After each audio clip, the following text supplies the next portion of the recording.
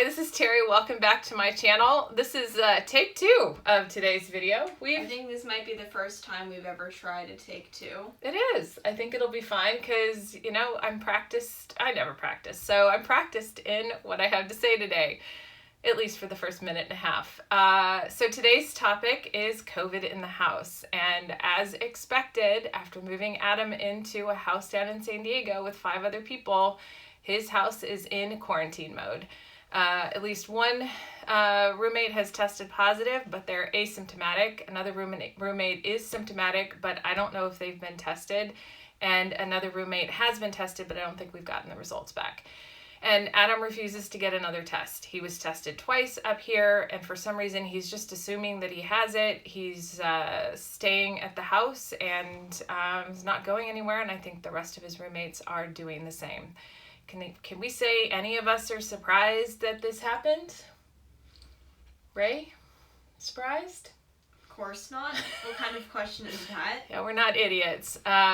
He would, I know that he would wear masks when he would go out and about, but they're socializing. People come over, they go out and they socialize. They're college-age kids. They are adulting for the first time. Their prefrontal cortex is not fully developed. They feel like they are invincible, or a number of them are, and they're in a college setting. And part of being in college is socializing and interacting and figuring out who you are with some, some idiocy thrown in there. Worst case scenario, if Adam does start developing some symptoms, I can be down there in about 4 hours because the flight's not too long, and I can be there to not be with him, but provide supplies and help him navigate the healthcare system. And as I texted him or snapped with him, the last thing that I want is our unexpected medical bills for thousands and thousands of dollars because he would not admit that he was sick. He went to somebody who was out of network and didn't talk to me, or ended up in the ER. So I'm hoping that perhaps he will let me know. It's not 100% guaranteed that he'll let me know. Hopefully he'll let you know. You'll let me know. Me anything. As of yesterday, he said he was asymptomatic, but, just in case he needs help navigating the healthcare system, so that he can get help when he needs it, and also so that it doesn't cost me tens of thousands of dollars, because you know what? That's not in the budget. I'd rather spend that on something fun and not something because he's an idiotic 19-year-old. So fingers crossed that his one roommate who is sick recovers without issue, and the rest of them, I don't even know if the other 2 are getting tested, that they all end up being asymptomatic and are able to move through this without transmitting it to any more people. And then we've checked that off for the semester. We don't know enough about the virus right now to know how long one is immune from it. Last I heard, the research was showing 3 months. That'll at least get him through the first semester. And then, and then we'll take it from there. And then hopefully we'll have some better information about how long people are actually immune from this, and we'll have a better idea of what it is that we're dealing with. But that is what, it's 2020. It is what it is. I am seeing on the San Diego State Facebook group for parents some people who are just flipping out. I'm like, what did you think was going to happen? Did you really think that the university was going to be able to have it completely under control, and that the thousands of kids that are down there are going to behave responsibly around this? That's delusional. I'm also seeing, because the university, San Diego State, shut down all the last of the in-person classes. It was a small percentage, maybe 17% of the classes, mostly labs and things that couldn't be done well virtually. So then I'm also seeing parents flipping out about paying for tuition for all online classes, or in the case of one was complaining about having to purchase lab equipment or supplies to be able to do labs at wherever they're living or staying, and that wasn't part of the understanding. Now, for those people, and we talked about this last night with some friends who came over for dinner, we sat outside, we were socially distancing, and both of them are experts in education. She runs a nonprofit that educates and trains teachers who are looking more like the actual student population. Apparently 80% of the teaching population, I don't know if it was in California or in the United States, is white, but the makeup of our actual students does not line up with that. So focusing on just training more teachers to look like the students. That's a whole separate other topic, but I think it's an admirable mission, and I love what she's doing. And then her husband is a professor at Stanford. So we ended up talking about education and the quality of education when it's online. What is college, especially at an elite school like Stanford or Princeton or USC or Yale, any of the big important schools. What is the education if it's all online and you can't interact either with your fellow students or with the teachers, the professors directly? Or what happens when you don't have prominent experts and people from around the world coming in to speak and potentially schmooze with to build those network relationships? So what's the value in that for an expensive school?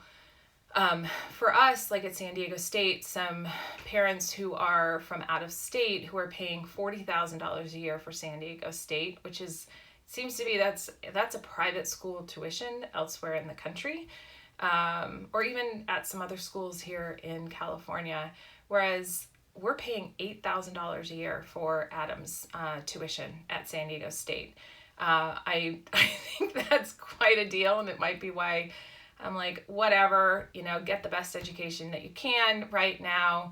Really, it's all about developing your prefrontal cortex, learning how to make better decisions, maybe meeting some other people, getting the certificate to show that you made it through 4 years of classes, and then, figuring out where to go to from there. So yes, he will probably not get the same network of connections that he would if he was going to an Ivy League or a Stanford, or even LMU, which he got into and chose not to go to.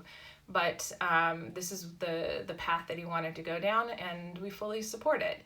But $8,000 a year, and just also full disclosure, my parents last year at the very last minute said that they were paying for Adam's tuition. So we're not even paying the $8,000. We're just paying for all the housing and the incidentals, which is why I'm encouraging Ray to find a really expensive school to go to and take it. I'm just kidding. Mom, I'm just kidding. Ray wants to travel around and get an education that way. So anyway, but getting back to it, yeah, would I be annoyed at $40,000 a year for San Diego State? Yeah, but I think I probably would have looked at, another school, a smaller school at, $40,000 a year. You could probably have gotten a completely different education with a completely different network rather than a California state school. And just to let you know, I went to Cal State Hayward, which is now Cal State East Bay, for both my undergrad and my MBA, and my husband Zeke went to Chico State. So we are products of state schools. Feel really happy about it. I imagine that not all the doors were open that are available if you have introductions from prominent professors at schools like Stanford. And we talked about this last night as well. So parents are upset. The parents are also upset that the university basically gave shelter-in-place orders for anyone who's living on campus. I think there are only like 3,500 students who are living on campus, and they were told, only go out for essentials or to work, but otherwise we want you to stay inside so that we don't have an explosive growth in numbers around COVID. And they're issuing citations, and I think they're even looking at off-campus folks who are living off-campus and cracking down on them as well. Not sure how you do that. We're seeing this across the country, in that you have a bunch of young people who are getting together to go to school, and it's really hard for them just not to get together in person. And once again, they feel like they're invincible, and their prefrontal cortexes are not fully developed, so they're not making the best decisions. And as a result, you get these outbreaks. My hope is that the school will continue to do classes, the ones who are living in the dorms and on campus. Be interesting to see what that looks like for them. But for Adam, as far as we're concerned, he's going to continue to live down there, especially if his house has already gotten it. So if you have any special thoughts about this, you can either agree with me, disagree. This is very controversial for a lot of people. The thing is that there are no perfect answers. It's all about weighing the risks and figuring out what works based on the information and the research, and what actually fits into how you are able to live your life and able to operate. I feel like we have the luxury and privilege to make certain decisions, and I'm very grateful for that privilege and those luxuries. And others are not necessarily able to experience that. So you were part of the conversation a little bit last night. Anything stick out for you? I mean, I was more just kind of listening in. Yeah. Okay. Your experience is your experience right now in middle college. You'd like to be in person, but that's not what's available right now. So anyway, I think that's all I had to cover today. COVID in the house, people all upset, all over the place. It's not an ideal situation. Fingers crossed that no one gets very, very sick, and that at least his house is not going to communicate it further, that they'll keep his house, will stamp, stomp that out as a vector, because all of these are just different vector points. And with that, it's going to be hotter than, I don't know, today. It was already 85 degrees at 9:45 this morning after I went for a hike up in the hills with my friend Jacqueline. My makeup and hair might be looking good, but you should be glad you're not anywhere near me, because I'm stinky. So no comment. Ray is like, far away. So with that, thank you so much for watching. Thank you for subscribing. If you think somebody else needs to hear this, or you want somebody else to yell at me about my, maybe my laissez-faire attitude around this at this point, go ahead and share with them. I think we need to continue to have some respectful and courteous dialogue about this. And as always, take some risks, but not big COVID risks. I haven't said that one in a while. Let go of perfection, and above all else, have some fun.